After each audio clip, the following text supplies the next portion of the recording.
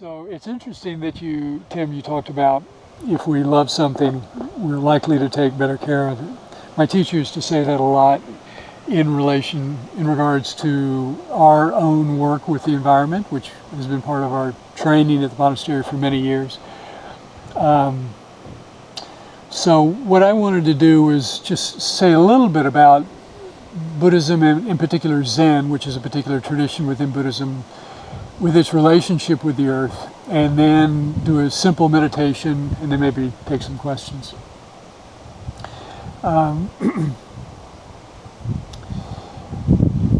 old 13th century Zen master said that the mountains and rivers of the earth are the embodiment, the expression of the teachings of enlightened beings. That they each abide in their own perfect state. In Buddhism, in our tradition of Buddhism, one of the vows we take is to do whatever we can to alleviate suffering for all sentient beings, is how we normally phrase that. And that includes people, it includes all living things, but sometimes it also includes inanimate things, rocks, soil, bridges, buildings. In other words, to work towards the alleviation of any suffering, any destruction, anything that is not life-affirming. And so that's pretty broad, right? That's pretty inclusive. And that's its intention, is to not exclude anything. There was an old Chinese master who, when he was leaving his teacher said, as you go, make a thorough study of the Dharma, which in this case means the teachings of Buddhism, and broadly benefit the world. And his student said, I understand studying the Dharma, but what do you mean by broadly benefiting the world? And his teacher said, don't disregard a single thing. And so, again, that's a very sweeping, inclusive sort of commitment to make. Because in our normal lives, we sort of have, fields of inclusion. Ourselves, our family, people we love, other people that we're in relationship with. As the field gets further out, the sort of level of inclusion, the level of caring, the level of love tends to diminish. And then there are, of course, those circles out there with enemies, people we don't like, people we don't include. And so in Buddhism, we try to cultivate a much more expansive kind of inclusion, of sort of magnanimous heart, right? Which doesn't leave anybody out, which is a real practice. In Christianity, it's loving your enemy, which I think is hands down the toughest spiritual practice there is. To do that authentically. So, but in Buddhism, we have this sort of thing we call practice. And that basically means, for me, as a Buddhist, what do I do? Right? Rather than just identifying with that as a name or thinking it's cool, what do I do as a Buddhist? That's what we mean when we talk about practice. So it's what I do with my mind, it's what I do with my language, it's what I do with my body, because Buddhism teaches that those are the ways that we actually impact ourselves in the world. That's how we change the world, is through what we think, say, and do. And so in meditation, and what I'll do today, if you were to come to the monastery, we would give more formal instruction in meditation, because meditation in Buddhism goes all the way back to the Buddha, so that's 2,500 years. And it's a very highly developed practice within Buddhism. There are different kinds of meditation practices that are taught. And they all have certain things in common and are really all sort of designed and geared towards helping a person to really free themselves from whatever binds them. And so what I want to do is one aspect of one practice that we do in a simplified form because of where we are and the time we have. But one way of thinking about the meditation is that there are different aspects of meditation in Buddhism. One aspect is that it has to have a morality. In other words, it has to actually be helping, even as we're meditating, to not create harm. And at the same time to be creating something good. And so I'll sort of point out how that might be in a minute. And then there's an aspect of calming the mind, because the mind is very restless, right? If you've ever looked at your mind, you'll see that it's very restless. It tends to jump around and wander and stray and get distracted and get hooked up on things and wander to the past and wander to the future. And so it's very, in a way, unstable, very restless. And so there's a calming. And then out of that calming, there's a more sort of incisive, penetrating awareness that allows us to see, to hear, to think, to be aware in a much more penetrating way that allows us to actually experience things differently. And so those aspects of the meditation are the sort of the key aspects of what we call practice, and how we're sort of meeting ourselves, and in that way meeting others, because whatever's going on in here is what I bring to you, right? So when we do our meditation, it can look from the outside as a very inward directed practice, and it is, but what keeps it from being self-centered or selfish is recognizing that everything that I do internally that makes things better, you're going to benefit, right? In the same way that the things that I don't do better, you're not going to benefit from those, right? It's like we can't really keep ourselves from leaking out. And so in that way, meditation is a way of actually helping everybody we come into contact with. And an essential part of what it does is just brings us into a very simple, direct contact with ourselves. Our body, our energy, our thoughts, our awareness, our moods, our emotions, because those are the things from a Buddhist perspective that get us hung up. You know, when somebody says something to me that is disturbing, right? It's not so much the words that they said or the person who said it, but it's my reaction to it.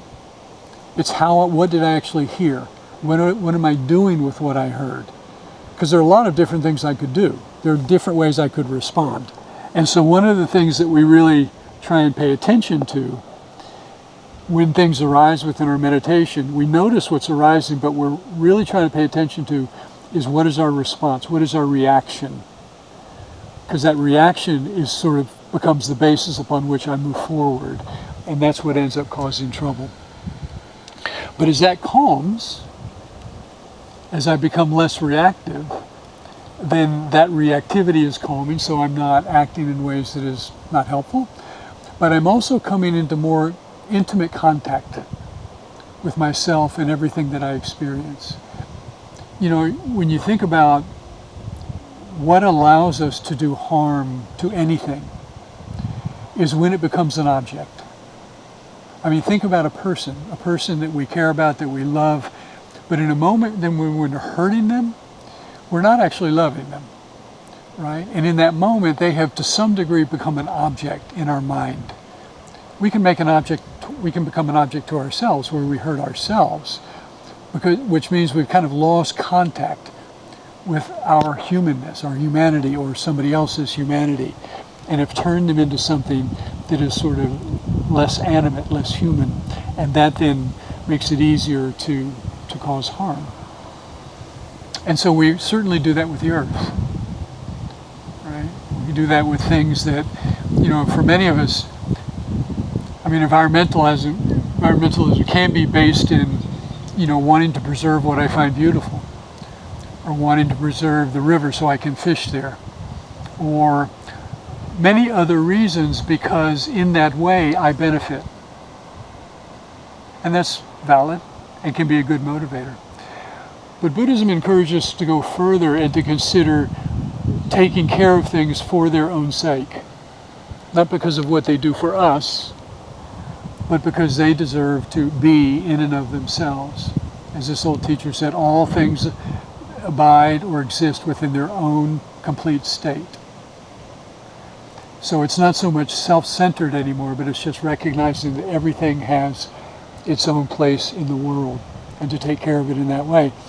And so when we're meditating and our mind becomes more calm and we become more in contact, a kind of intimate contact with ourselves and, in this case, the river, because it's right here, then we're experiencing it at a more intimate level.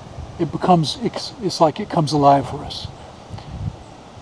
You know, in the monastery, we do monthly meditation intensives every month, and in which we're meditating a lot and we're in silence, and so people's minds become very clear and they start to experience things very intimately. And so it's just something as simple as a bowl of oatmeal, or walking across the floor, or picking something up. It's something very ordinary, but they're beginning to experience it in a different way, right? Which in a sense is always available to us, but our distractedness kind of puts a screen between. Okay, so let me just say a little bit about the meditation, then we'll just do a few minutes of that. So normally, one of the oldest and sort of most sort of central aspects of meditation in Buddhism is breath awareness, bringing awareness to the breath, which is common to other traditions as well.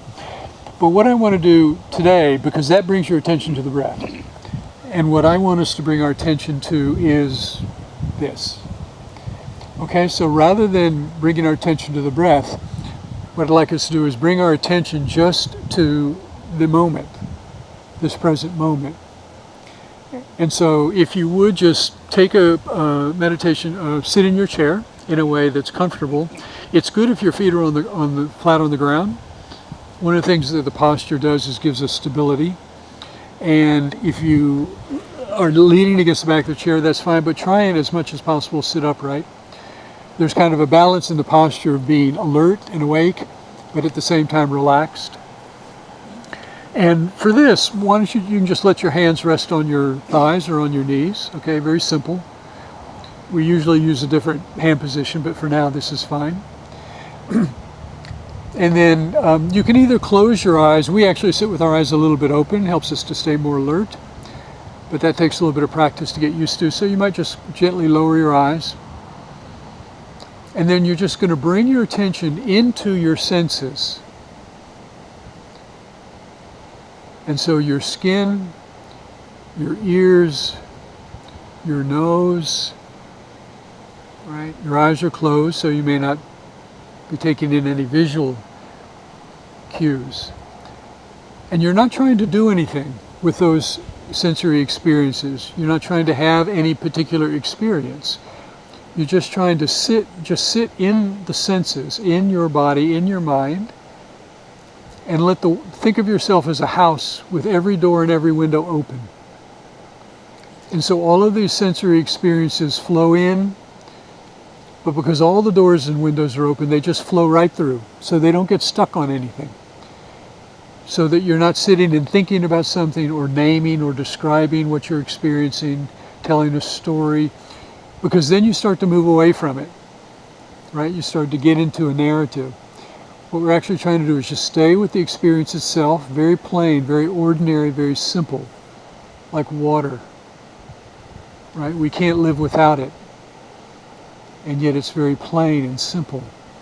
And so just sit in that awareness and let your senses just experience whatever comes through, and try not to label it as good or bad, desirable, undesirable. In other words, have no opinion.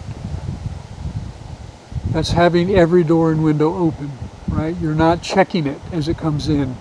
You're not evaluating. When your mind does get hooked on something, right? You start to think about something, or you wander away and get distracted. You think about what you're going to do next today. Just notice that and just come back into your awareness, sitting on this seat, sitting in this place right by the water, sky overhead, and just allow yourself to experience that in all of its simpleness, simplicity, but also in all of its depth. Okay, so let's just practice that for a few minutes. Just aware.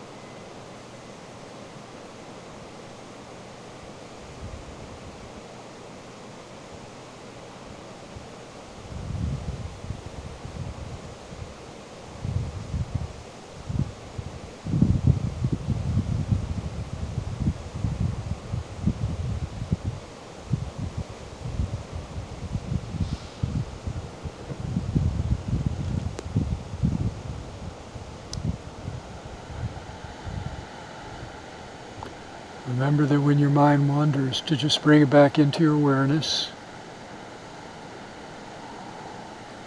Let your awareness be in your body. So you're aware of yourself sitting on this seat, the warmth of the sun, the breeze on your skin, the sound of the river and this highway. So the whole body is like an open sense without attachment. So you're not grabbing on to anything that passes through. You're not pushing away anything that arises.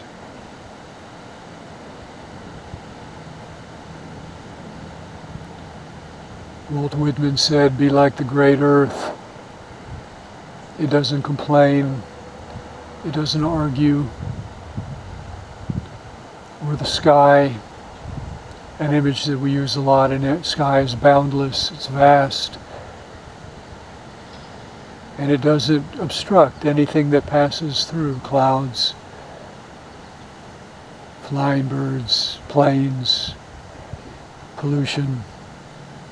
It's large enough to hold all of those things and let them pass freely. So you're letting your mind also be large, spacious.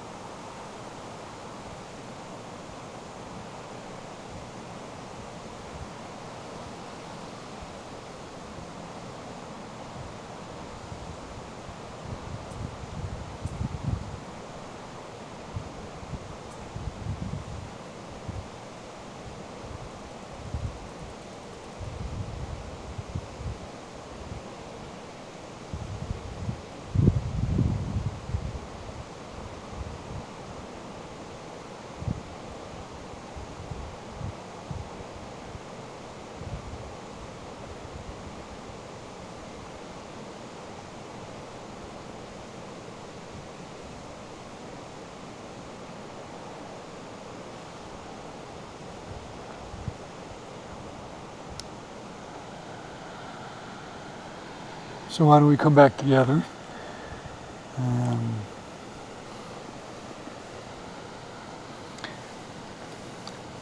That is actually a more difficult form of meditation